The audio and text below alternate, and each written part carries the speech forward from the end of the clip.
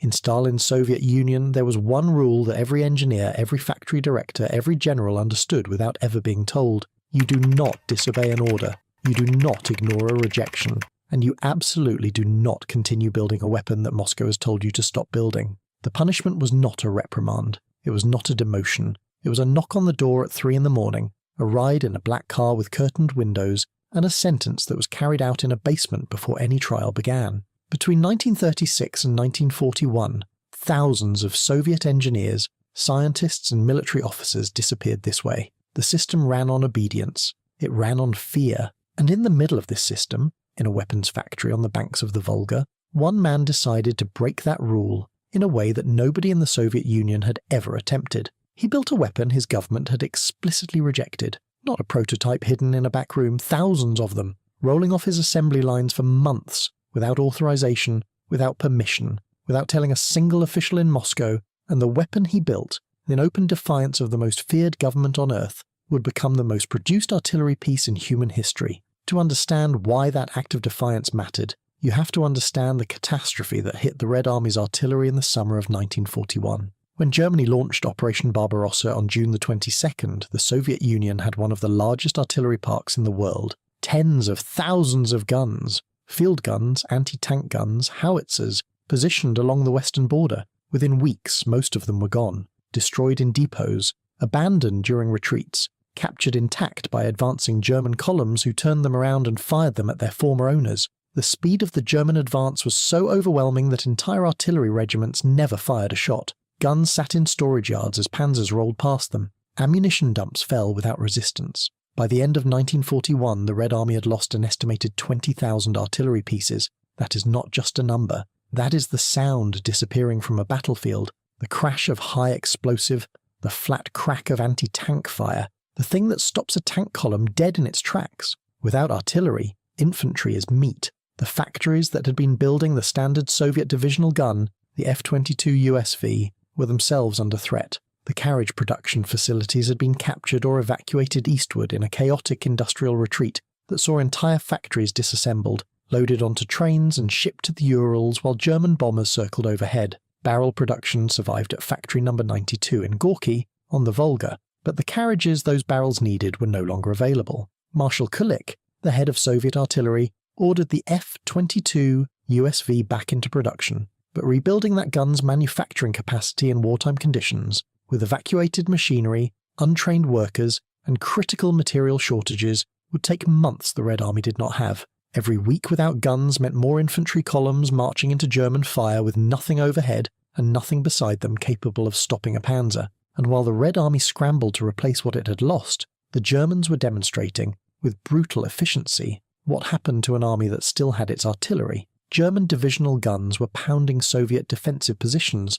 with a precision and coordination that made the Red Army's remaining batteries look amateurish. The standard German 10.5 cm light field howitzer was a superb weapon, well supplied, crewed by men who had been training since 1938. Wehrmacht field artillery could bring concentrated fire on a Soviet position within minutes of receiving a radio request. Soviet artillery, what little remained, was struggling to communicate, struggling to coordinate, struggling to survive long enough to fire back. The imbalance was not just about numbers. It was about the reality that every Soviet infantry division that marched forward without its own guns was walking into a wall of German steel that it could not answer, and the gun it needed to answer with, the gun that could stop a panzer column and support an infantry advance and do both with the same barrel, did not yet officially exist. And this is where the story shifts to a man whose name almost nobody outside of artillery history has ever heard. His name was Vasily Gavrilovich Grabin. He was born on the 9th of January 1900 in the village of Staronizhye-Steplievskaya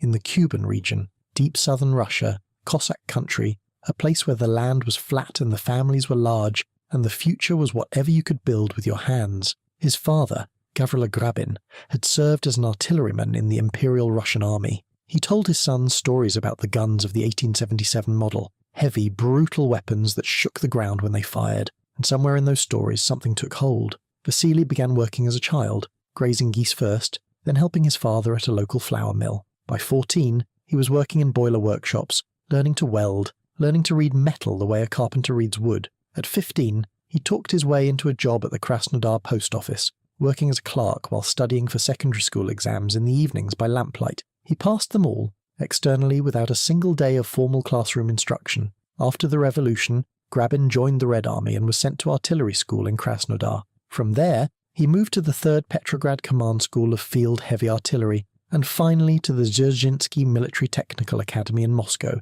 where he graduated in 1930. By 33 years old, he was heading his own design bureau at Factory No. 92 in Gorky, the largest artillery production facility in the Soviet Union. But Grabin was not a typical Soviet bureau chief. He was not political. He was not cautious. He did not design by committee or wait for permission. He designed guns the way his father had described firing them, with instinct first and theory second. And in the mid-1930s he did something that no other artillery designer in the world had thought to do. He brought in physiologists, not metallurgists, not ballistics experts, physiologists, scientists who studied the human body. He wanted to know how a gun crew moved, where their hands naturally fell, what positions caused fatigue, which motions could be repeated 1,000 times without error. He redesigned his gun controls based on how human beings actually operated under stress. He was practicing ergonomics before the word existed. By the time the war began, Grabin had already designed the F-34, the gun that armed the legendary T-34 tank.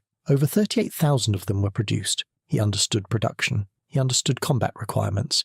And he understood something that Marshal Kulik and the Artillery Directorate did not. The Red Army did not need the F-22 USV back. It needed something better, something lighter, something cheaper, something that could be built faster by fewer workers, with less material, and still kill everything the Germans were driving toward Moscow. He had been working on it secretly since late 1940, without authorization, without orders, without telling anyone in the military establishment. The concept was deceptively simple. He took the barrel from the F-22 USV, a proven 76.2mm tube that Soviet gun crews already knew and trusted, and mounted it on the lightweight carriage from the ZIS-2, a 57mm anti-tank gun his bureau had recently developed. A heavy barrel on a light carriage. Every artillery officer in the Soviet Union would have told you that was a terrible idea. The recoil from a 76mm round would shake the light carriage apart in a matter of days. The forces involved were simply too great for the frame to absorb. The carriage itself was a split-trail design,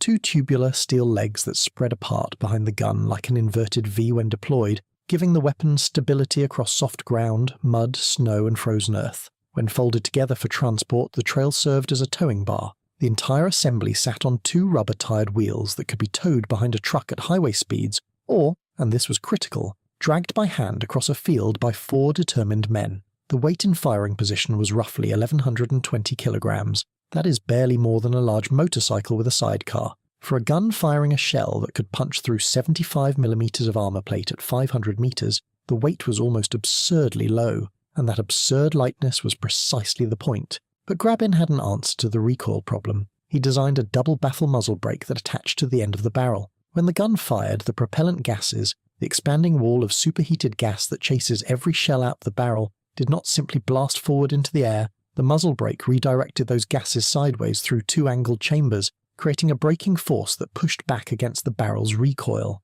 Think of it as the difference between slamming a door into a wall and slamming that same door into a heavy spring. Same force, completely different outcome. The muzzle brake absorbed roughly 30% of the recoil energy before it ever reached the carriage. That 30% was the difference between a gun that shook itself to pieces and a gun that could fire 25 rounds a minute without breaking a single component. The Artillery Directorate hated it. The criticism was immediate and sharp.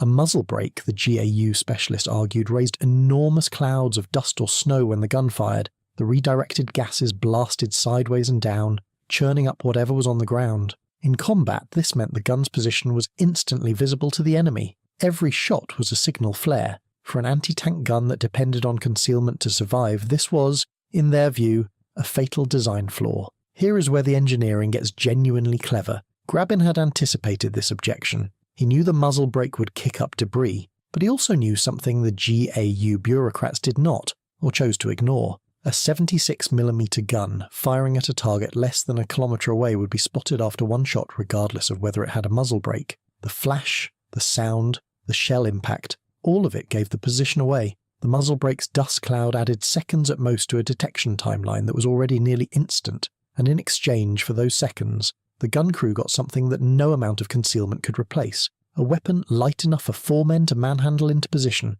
fast enough to relocate before the enemy could return fire, and cheap enough to produce in numbers that would overwhelm any German response. The breech mechanism was another piece of Grabin's thinking made metal. The ZS-3 used a semi-automatic vertical sliding breech block. When the gun fired, the recoil drove the barrel backward. As it returned to its firing position, the breech opened automatically, and the spent brass casing was ejected. The loader did not have to open the breech, pull out the casing, insert a new round, and close the breech. 4 separate actions that took time, required training, and introduced human error under stress. Instead, the loader simply shoved the next round into the open breech. The block closed automatically. The gun was ready to fire. The entire cycle, from one shot to the next, could be completed in under 3 seconds by a trained crew, 25 rounds per minute. That is a rate of fire that turns a single gun into a wall of steel. And for context, the standard German divisional field gun, the 10.5cm light field howitzer,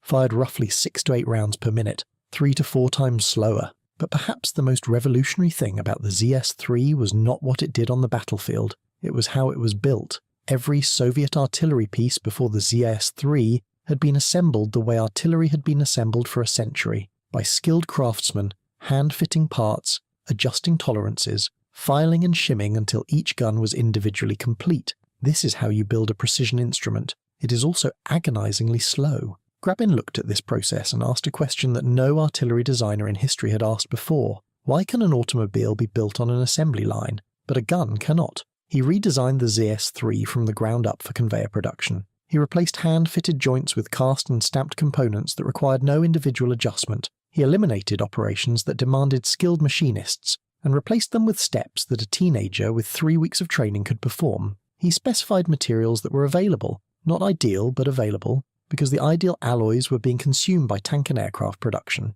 He organized the factory floor at factory number 92 into a continuous production line, the first of its kind for artillery anywhere in the world. Experienced engineers supervised the line, but the hands that built the guns belonged to women, to boys too young for conscription, to workers who had never seen the inside of an engineering school. And the guns they built were not inferior, they were identical. Every ZIS-3 that rolled off the line was interchangeable with every other ZIS-3. A breech block from gun number 12,000 would fit gun number 35,000 without modification. Pause and think about what that means for an army fighting across a front that stretched from the Baltic Sea to the Black Sea. Spare parts from any wrecked gun could repair any surviving gun.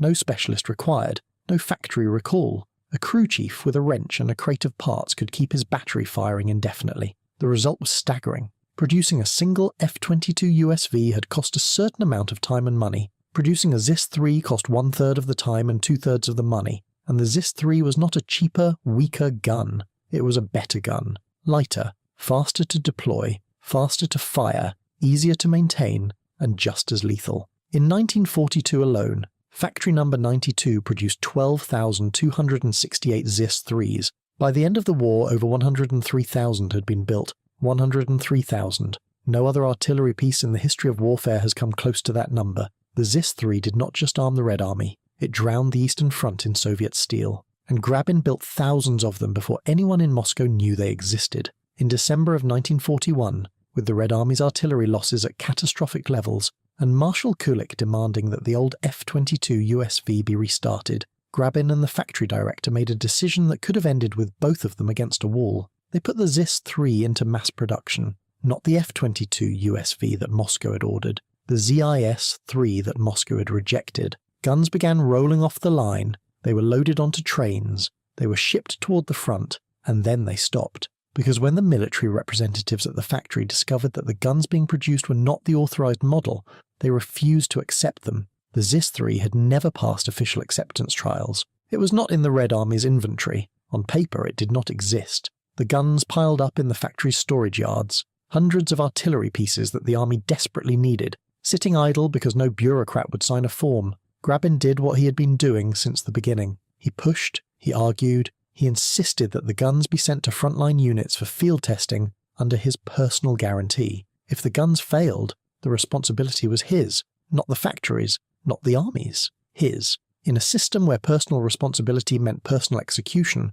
this was not a small offer. The army relented. ZIS-3s were shipped to combat units, and the reports that came back were unanimous. The gun was superb, reliable, accurate, light enough to be towed by a truck or even dragged by its own crew across broken ground, fast enough to set up, fire, and relocate before the enemy could respond. Soviet soldiers began calling it Zosia, an affectionate nickname, the kind you give to something you trust with your life. In February of 1942, Grabin was summoned to present the ZIS-3 to a group of state authorities headed by Joseph Stalin. The demonstration took place at a proving ground outside Moscow. The gun was fired, its characteristics were explained, its production numbers were presented. When the demonstration was over, Stalin looked at Grabin and said 5 words that every Soviet artillery officer would remember. This gun is a masterpiece of artillery systems design. A 5-day official acceptance trial followed. It was a formality. The ZIS-3 was adopted by the Red Army on February the 12th, 1942. The gun that should never have existed was now the official divisional gun of the Soviet Union.